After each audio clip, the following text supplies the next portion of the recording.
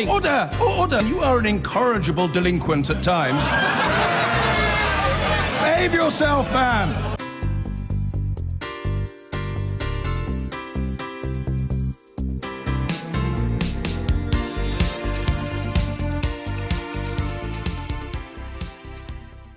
News understanding that Britain's biggest companies are being asked by Downing Street to sign a letter backing the government's Brexit strategy.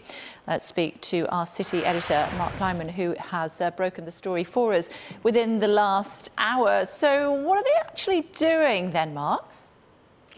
Well, as you say, Kay, Downing Street officials have contacted Britain's biggest companies in the last couple of days to ask them to lend their support to a letter which praises the government's Brexit strategy and talks of a bright future for Britain outside the EU. Now, as you can imagine, this move has not gone down well in all of the boardrooms that have been approached by Downing Street, not least because a number of companies have very grave reservations about the way the government is conducting the Brexit negotiations. Those concerns were heightened today by this leaked detail of the government's future immigration policy proposals, which have been roundly criticised by a number of business organisations today. Now, we're going to get, I think, details of who has signed this letter by the end of this evening, and it may well appear in one of the national newspapers tomorrow. I'll just read you a quick excerpt from it. It says,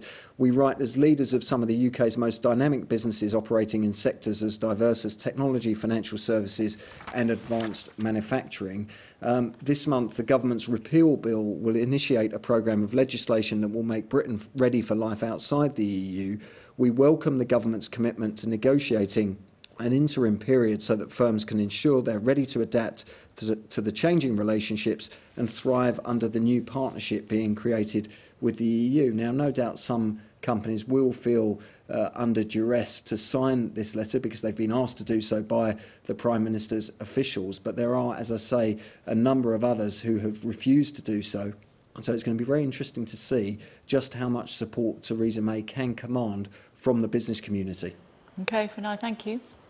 The bosses of several FTSE 100 companies have reacted angrily after Downing Street asked them to sign a letter to give support to the government's Brexit negotiating strategy and express confidence in the future of, quote, a global Britain. Our city editor, Mark Kleiman, who first broke the story, has this report.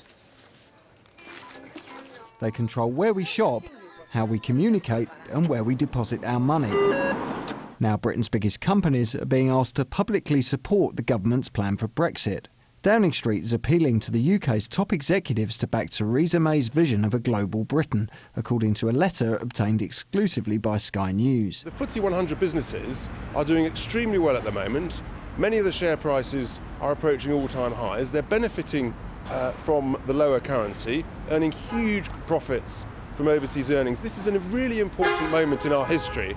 And actually, they need to help give confidence, to the country at such a crucial time.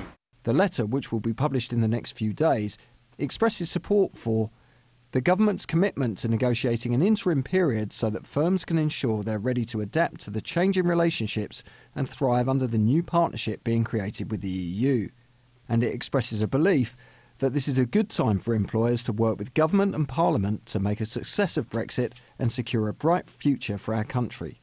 But news of the letter drew immediate criticism. I cannot imagine how any serious chief executive of a FTSE company would want to put their name to it.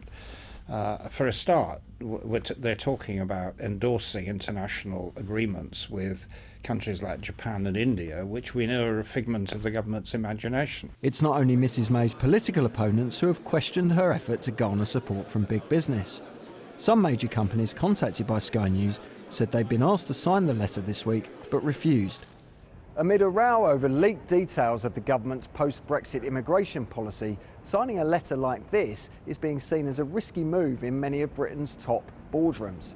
Undoubtedly, some will put their names to it, but it will do little to dispel the sense of an uneasy relationship between the Prime Minister and the private sector. Downing Street refused to disclose the names of those who'd agreed to sign the letter. During this year's general election campaign, Mrs May refused to use a tactic deployed by her predecessors. When in doubt, turn to big business. But when it comes to Brexit, The Prime Minister knows she needs all the help she can get. Mark Kleiman, Sky News.